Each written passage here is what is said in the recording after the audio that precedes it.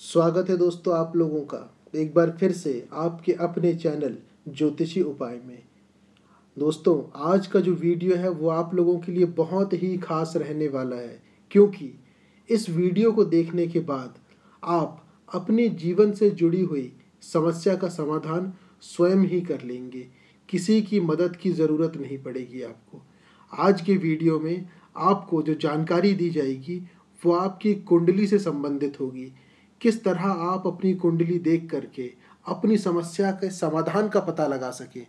ज़्यादातर लोग समस्या के बारे में बताते हैं, लेकिन समाधान आप स्वयं ढूंढ लेंगे, और वो भी बिना किसी की मदद के। एक सटीक समाधान, उसकी जानकारी आपको आज इस वीडियो के माध्यम से दी जाएगी।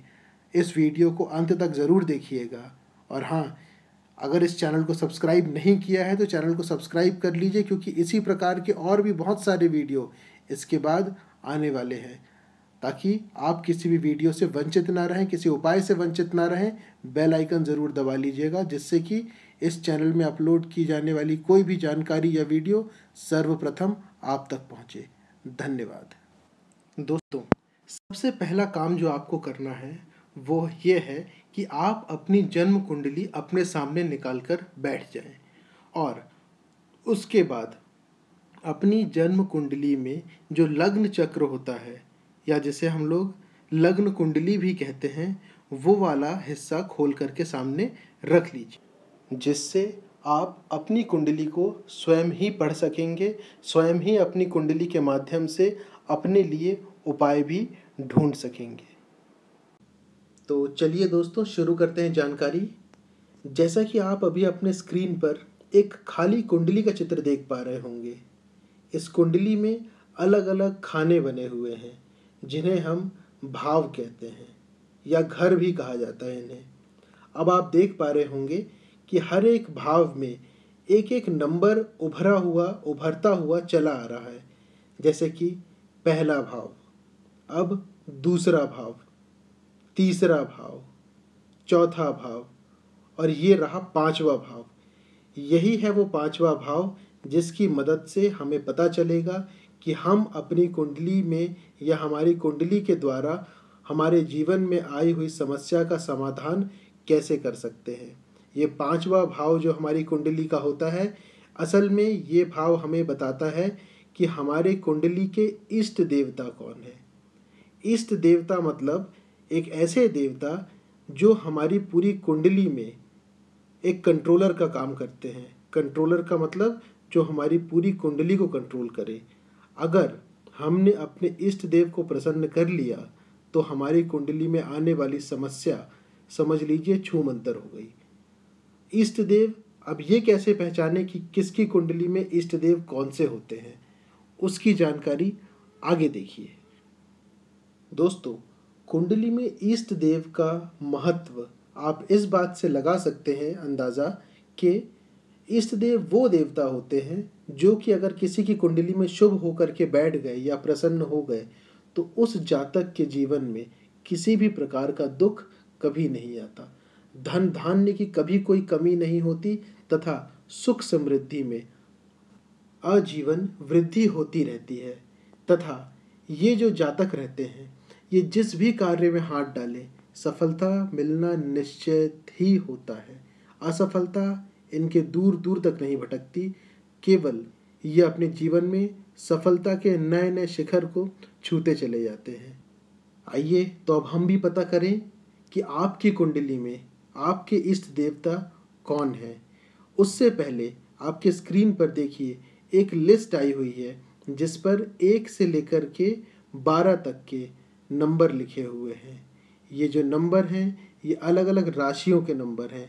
इन नंबर के सामने ध्यान से देखिएगा, उनकी राशियां भी लिखी हुई है। ये जो नंबर यहाँ लिखा हुआ है, आपको अपनी कुंडली के 5वें घर में देखना है। आपको आपकी कुंडली के 5वें घर में देखना है कि वहाँ कौन सा नंबर लिखा हुआ है। अगर वहाँ पर एक नंबर लिखा हुआ है 5वें घर में या 5वें भाव में, जिसे अंग्रेजी में 5th हाउस भी कहा जाता है, अगर उस जगह पर एक नंबर लिखा हुआ है, इसका मतलब वहाँ पर है मेष राशि। मेष राशि के जो मालिक हुए वो हुए मंगल देव। मेष राशि के मालिक हुए मंगल देव, लेकिन वहाँ के इष्ट देव कहलाएंगे बजरंग बली या हनुमान जी। तो इससे ये पता चला कि ऐसे जातक जिनके 5वें भाव में या 5वें घर में 1 नंबर लिखा हुआ है, उनके इष्ट देव हुए बजरंग बली। अगर वे जातक बजरंग बली की पूजा करेंगे, बजरंग बली को प्रसन्न करेंगे, तो उनके जीवन से कष्ट नाम की चीज़ हमेशा के लिए मिट जाएगी, दूर हो जाएगी। अगर आपकी कुंडली के 5वें भाव में 2 नंबर लिखा हुआ है, इसका मतलब कि वहाँ पर बैठी हुई है वृष राशि या वृषभ राशि भी कहते हैं, जिसके मालिक हुए शुक्रदेव तथा इष्ट देवता है लक्ष्मी जी। इन जातकों को माँ लक्ष्मी की पूजा करनी चाहिए तथा माँ लक्ष्मी को प्रसन्न करना चाहिए। आगे बढ़ते हैं।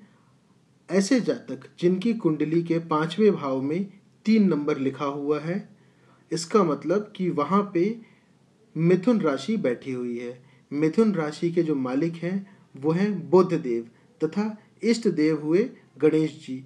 तो ऐसे जातक जिनकी कुंडली के 5वें भाव में 3 नंबर लिखा हुआ है, वे गणेश जी की पूजा करें, उन्हें प्रसन्न करें। ऐसे जातकों के सारे काम बनने लगेंगे। जिन जातकों की कुंडली के 5वें भाव में 4 नंबर लिखा हुआ है, यानी कि उस भाव में कर्क राशि विराजमान है।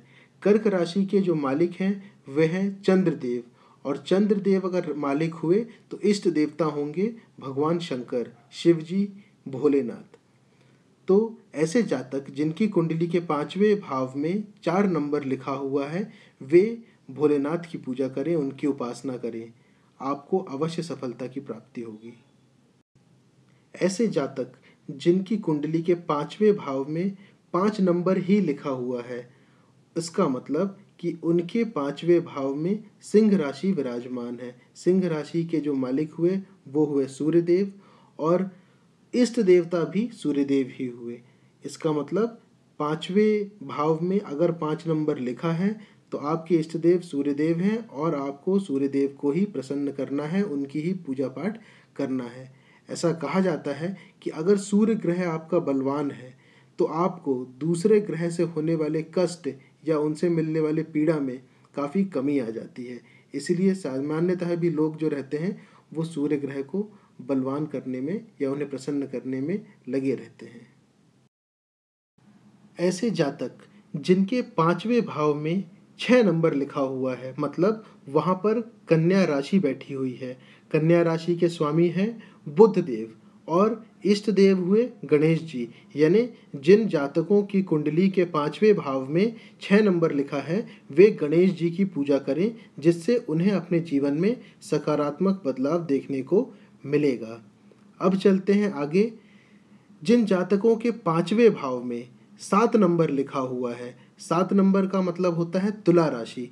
तुला राशि के जो मालिक हुए वो हुए शुक्रदेव, तथा इष्ट देवता हुई माँ लक्ष्मी। यानी जिनकी कुंडली के 5वें भाव में 7 नंबर लिखा है, वे माँ लक्ष्मी की पूजा करें तथा उन्हें प्रसन्न कर उनके आशीर्वाद से अपने जीवन में आए हुए सभी कष्टों का निवारण करें। ऐसे जातक जिनकी कुंडली के 5वें भाव में 8 नंबर लिखा है, मतलब वहाँ पर वृश्चिक राशि बैठी हुई है। वृश्चिक राशि के जो मालिक हैं वो हैं मंगल देव, और इष्ट देवता हुए बजरंग बली या हनुमान जी। यानी कि जिनके 5वें भाव में 8 नंबर लिखा है, वे हनुमान जी या बजरंग बली की पूजा करें, उन्हें प्रसन्न करें, जीवन के सभी कष्ट समाप्त हो जाएंगे।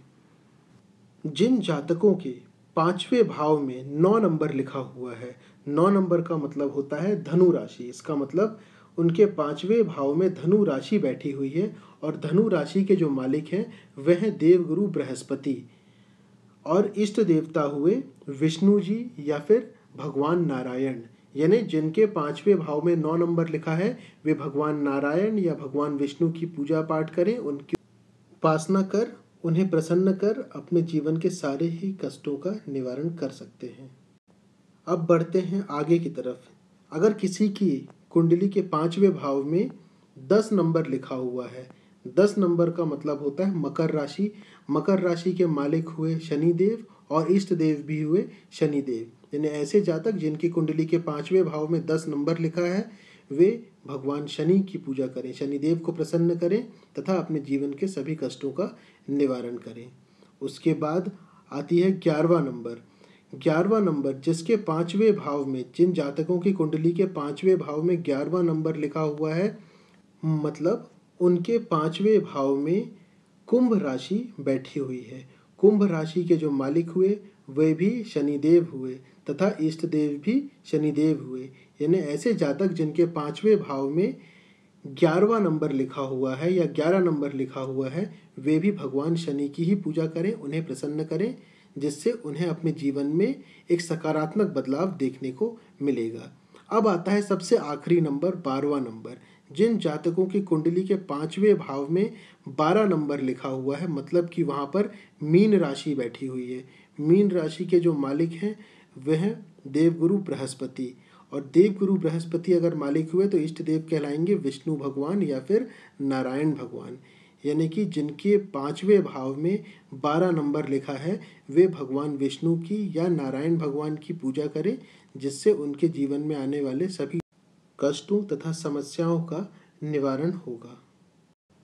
दोस्तों, इस वीडियो से संबंधित कोई भी प्रश्न हो आपका तो आप कमेंट बॉक्स में लिख करके पूछ सकते हैं तथा जितना हो सके इस वीडियो को दूसरों के साथ शेयर करें, क्योंकि समस्याएं कहीं ना कहीं हर किसी के जीवन से जुड़ी हुई होती है तथा समस्या का समाधान जो इस वीडियो में बताया गया है उसका लाभ आपके साथ दूसरे लोग भी ले पाएंगे। दोस्तों, जब आप इस वीडियो को शेयर करेंगे और आपके शेयर किए हुए वीडियो से किसी ज़रूरतमंद को फ़ायदा होगा तो उसका जो पुण्य है आप भी उस पुण्य के भागी बनेंगे, और वो पुण्य आपको आपके जीवन में कहाँ मिलेगा, किस रूप में मिलेगा, ये आप भी नहीं जानते। इसलिए अच्छे कर्म और पुण्य कर्म कमाते चलिए और आगे बढ़ते रहिए। अगले वीडियो में जल्द ही मिलेंगे। चैनल को सब्सक्राइब करना ना भूलें, जिससे कि वीडियो की जानकारी सबसे पहले आप तक पहुंचे। बेल आइकन ज़रूर प्रेस कर दीजिएगा, घंटी का बटन ज़रूर दबा दीजिएगा। धन्यवाद।